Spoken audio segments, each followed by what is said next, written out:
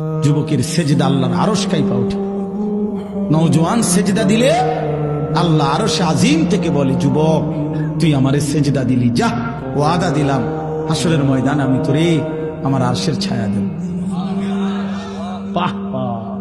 তোরে আমি পাশে বসাবো নওজোয়ান, তুই স্টেজে বইবি, স্টেজে বসবি, বাকিরা তাকায় দেখবে বাপরে আমগো এলাকার হেতে দি বাদশাহ। আল্লাহ তৌফিক দান করুন।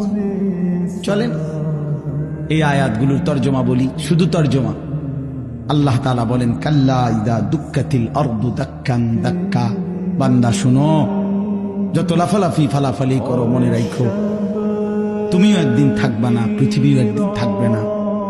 এই গোটা জমিন আমি আল্লাহ তাআলা চূর্ণ বিচূর্ণ করে ফেলব, সব শেষ করে ফেলবো।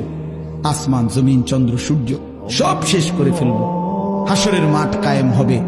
ওয়াজা রব্বুক, আর তোমার রব, সমস্ত মানুষ দাঁড়িয়ে থাকবে হাসরের মাঠে।